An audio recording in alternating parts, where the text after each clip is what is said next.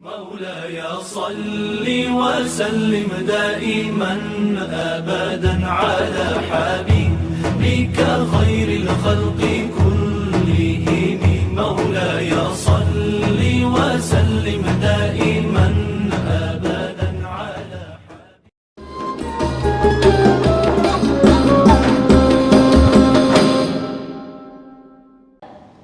Assalamualaikum warahmatullahi wabarakatuh. Halo semuanya, gimana nih kabar kalian yang ada di rumah? Pastinya sehat-sehat ya, dan juga pastinya bahagia satu keluarga. Dan juga tentunya gimana nih teman-teman, puasanya udah ada yang bolong apa belum sampai saat ini? Nah, aku harap jangan ada sampai yang bolong ya, karena pahala yang paling besar itu ada di akhir puasa loh teman-teman. Oh ya, jumpa lagi dengan kita di podcast Bincang Ramadan Asik. Insya Allah berkah. Nah, sebelum bincang-bincang selanjutnya, alangkah baiknya kita perkenalkan terlebih dahulu. Perkenalkan, nama saya Izzatus Sofiani, bisa dipanggil Yani, ataupun Izzatus ataupun Sofi gitu ya. Saya dari mahasiswa BKI IAIN Kudus, yang pastinya di sini saya tidak sendirian. Saya di sini temani dengan kakak cantik, yang pastinya kakak cantik ini mempunyai nama ya teman-teman. Silahkan kakak cantik bisa perkenalkan terlebih dahulu. Baik, terima kasih atas kesempatannya untuk Kak Yani. Oh ya teman-teman di luar sana, perkenalkan nama saya Siti Muafi. Kalian bisa memanggil saya atau mengenal saya dengan sebutan Kak Afi atau Afi saja juga boleh. Begitu? Ya, kakak ini dari mana kakak? Oh, saya sendiri itu dari domisili Rembang dan saya di sini kuliah di sini ya, juga kuliah di IAIN Kudus. Udah semester 4. Wah, pastinya sama nih. Gimana kakaknya nih? juga semester 4? Iya, sama. Gimana nih kakak menjalani kuliah sampai semester 4 ini? Ataupun ada kendala atau apa gimana? Kalau dibilang kendala sih bukan kendala sih Kak ya. Soalnya namanya juga belajar, pastinya banyak rintangan nih. Banyak hambatan, banyak juga hal-hal yang berat yang bikin kita tuh down atau apa gitu ya. Tapi kita sebagai mahasiswa, kita di sini juga ingin belajar nih.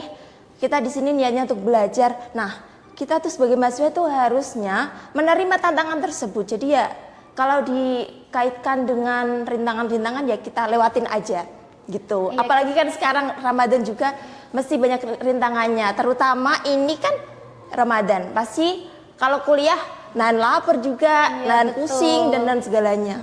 Kita jalani dengan apa adanya, dengan bahagia, sesuai dengan alurnya aja gitu ya kakak. Betul. Oke. Sebelum lanjut ke bincang-bincang, kita akan membahas tema mengenai nostalgia zaman kecil waktu Ramadan gitu ya. Wah, seru banget nih Kak. Wah, pastinya seru, ya. Iya, pastinya dong. Nah, ini aku mau bertanya dengan kakak cantik nih. Gimana hantu waktu Ramadan itu apakah benar di penjara apa enggak sih kak? Dulu waktu kecil saya itu kalau waktu Ramadan itu hantu tidak ada yang berkeliaran di mana-mana. Nah, itu betul apa enggak sih kak? Waduh, pertanyaannya cukup mengguncang ya. Gini nih, kalau dibilang hantu sih sepertinya nggak ada sih kata-kata hantu yang berkeliaran.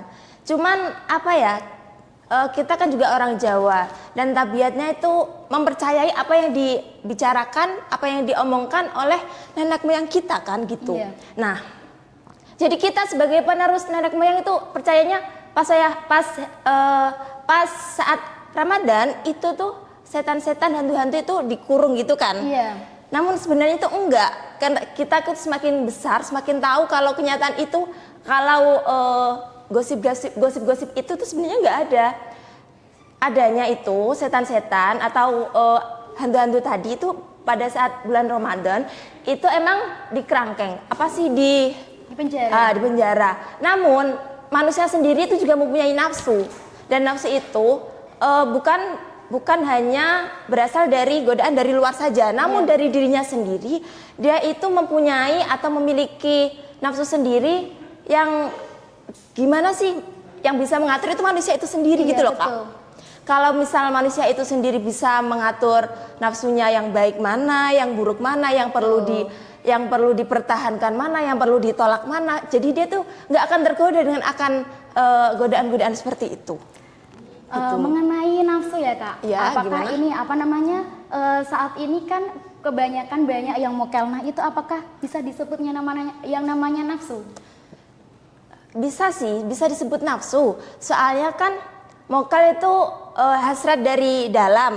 Kita tuh ingin makan, hasrat untuk makan, minum, dan ingin kebutuhan dasar kita itu terpenuhi. Jika kita tidak bisa mempertahankan nafsu kita atau meredam nafsu keinginan kita, maka kita akan terjerumus juga. Akhirnya kita juga akan ayo kita mokal aja daripada kita harus nahan lapar seharian, capek-capek, panas-panas kuliah, habis kuliah mikir pusing ini itu.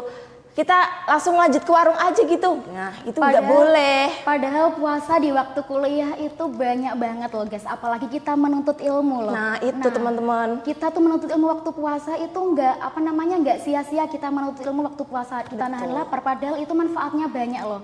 Apalagi kita mahasiswa, untuk menuntut ilmu kita dianjurkan untuk berpuasa gitu kan Kak. Betul. Ya? Harus ada tirakat. Nah, betul. Kalau semakin besar tirakat kita terhadap suatu ilmu atau apa yang kita kerjakan, maka akan tingkat keberhasilannya itu akan semakin tinggi gitu. Betul Kakak. sekali. Jadi kakak yang di luar sana jangan pada mungkel ya guys, karena menuntut ilmu waktu puasa itu banyak banget manfaatnya loh. Lanjut ya Kak, ini pertanyaan yang kedua. Nih, waktu zaman dulu kan anak-anak kan pada waktu terawih itu kan semangat banget nih.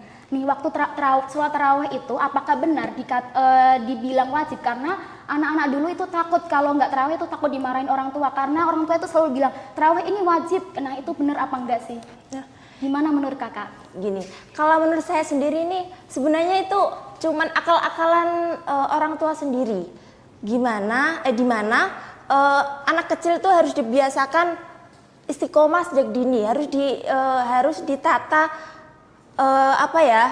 ini loh, tingkatan agamanya itu harus diperkuat dari dini. Kalau nggak gitu, kalau udah gede dia nggak akan mau ikut keagamaan. Misalnya kalau dia disuruh nak situ belajar puasa dulu, kamu kan udah gede masa nggak pernah puasa, kan malu dia pastinya. Iya.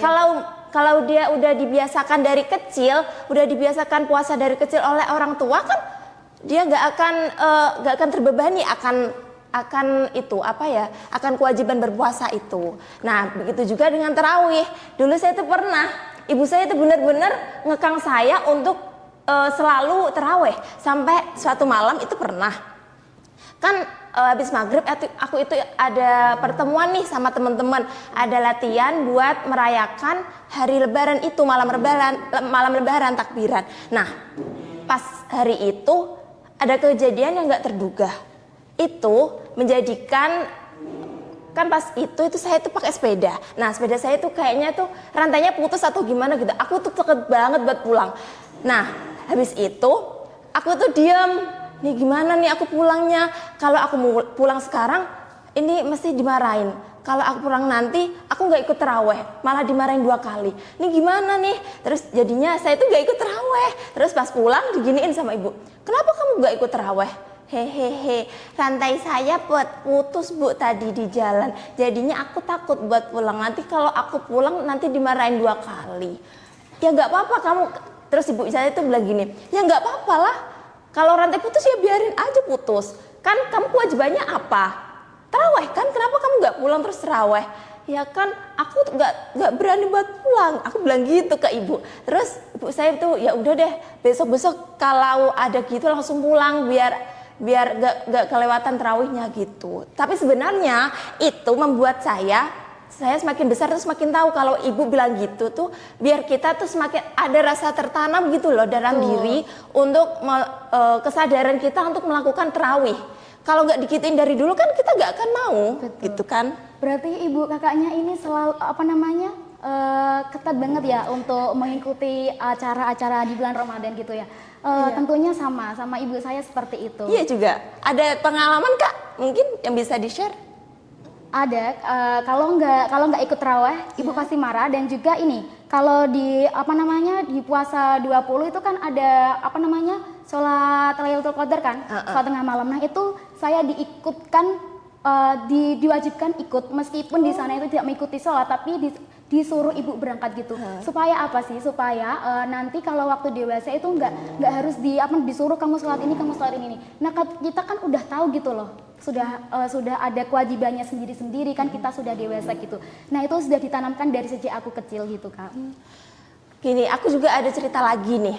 Boleh. Nah, tapi sedikit lucu ya teman-teman. Tapi ini jangan dibuat tiruan. Ini cukup dijadikan pelajaran aja buat teman-teman yang di luar sana. Gini, dulu itu pas terawih. Nah, ini menyambung terawih juga tadi ya Kak.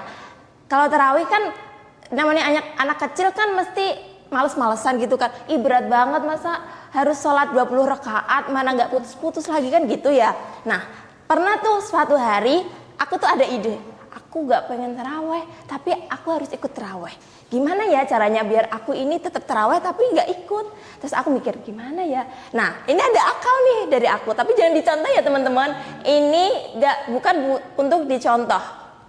Nah pas pas sujud kan itu baru rakaat pertama tarawih. Itu pas sujud aku tuh ikut sujud, cuman nggak ikut bangun lagi. Pura-pura tidur. Iya niatnya tuh pura-pura tidur, namun ya jadinya tidur beneran sampai akhir, sampai 20 rakaat tidur dalam posisi sujud. Terus bangunnya gimana nih Kak? Bangunnya itu pas selesai orang terawih dibangun sama ibu. Ih bangun nak, bangun gitu. Loh udah selesai bu. Udah kamu tidur ya. Hehe aku cuma gitu doang. Tapi ya karena itu aku jadi gak ikut terawih gitu. Jadi ya tapi jangan dicontoh ya teman-teman. Ini benar-benar gak bisa dicontoh karena lebih baik kalian itu ikut full terawih aja. Sama nih ternyata, aku juga gitu, tapi aku nggak di waktu sholat. Emang bener-bener aku emang nggak sholat, tapi ikut terawih. Tapi aku tidur di samping ibu gitu. Tapi aku ikut tetap ke musola, tapi nggak ikut sholatnya gitu. Wah ternyata kita sama ya kan? Wah. Ada lagi Kak yang mungkin bisa dibincang-bincangkan? Ada nih.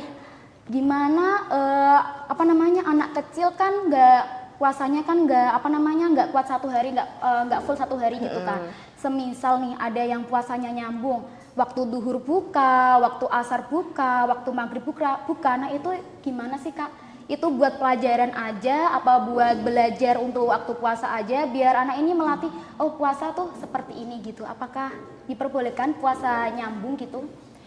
Itu yang melakukan itu anak kecil atau? Anak kecil. Oh anak kecil. Kalau anak kecil sih gak apa-apa ya kalau buat trial, kalau buat pelatihan untuk puasa. Sepertinya itu cukup bagus. Soalnya dia tuh gak merasa terbebani untuk gak makan seharian gitu. Tapi dia melatih untuk mengosongkan perutnya untuk selama beberapa jam gitu.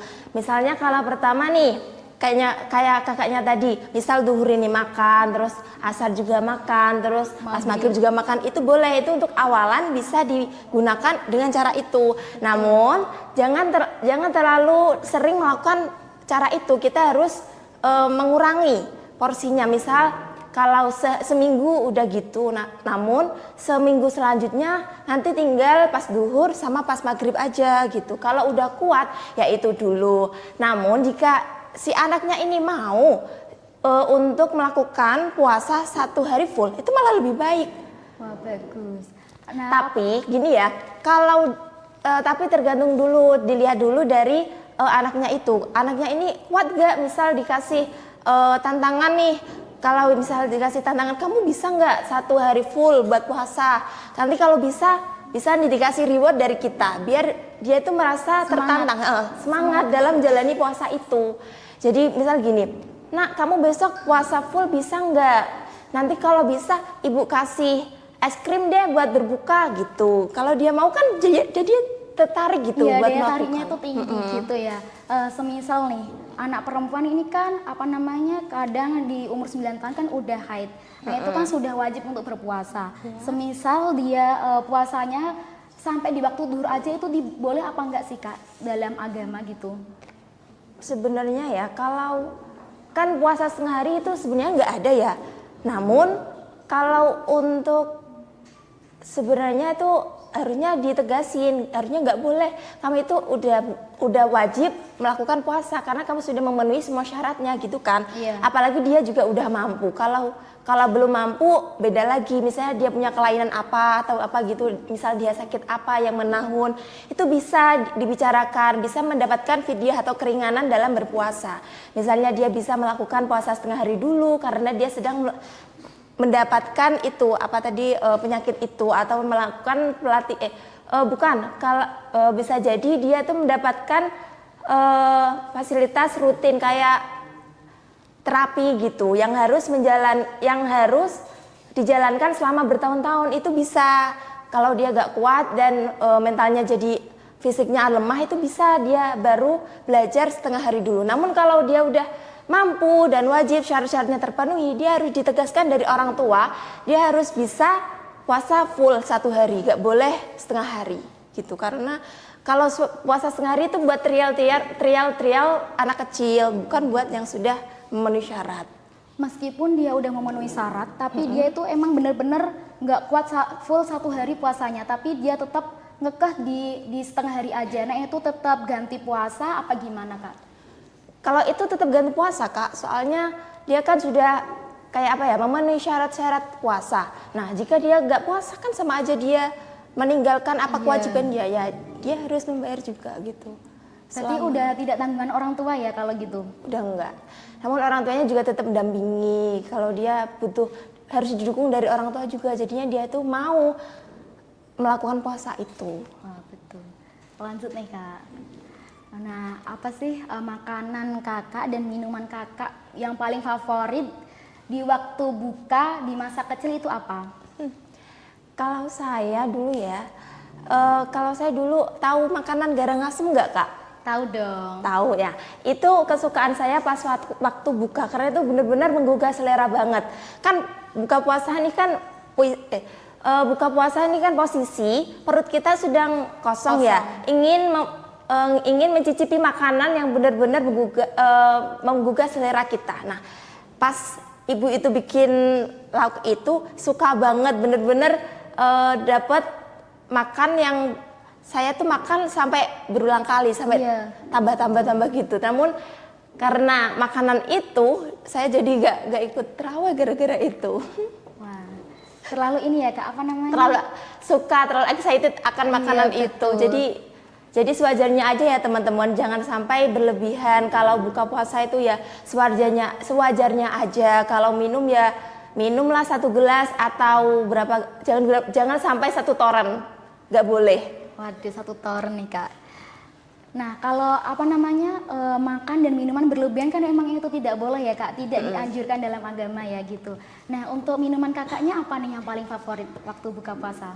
Paling enak sih es teh ya, soalnya dia tuh seger banget. Wah seger nih, jadinya aku pengen es teh nih Kak. Gimana nih? Jangan Kak, jangan mokel. Ini masih berapa jam? Baru masih berapa lama jam? Ya Kak? Kita harus menahan ini. Kita harus menuju puasa yang full. Jangan sampai bolong-bolong. Betul, kalau Kakak ini sukanya garang asam. Kalau aku sukanya di pecel lele sama sayur bening, itu paling enak banget, apalagi kalau masakan ibu sendiri. Bermakan sama keluarga, satu keluarga itu enak banget, bener-bener. Meskipun ya, lauknya sederhana ya Kak. Paling itu enak banget gitu loh. Yang penting itu rasa kebersamaan dengan keluarga, itu yang penting. Betul, itu membuat kita itu bahagia banget gitu loh guys.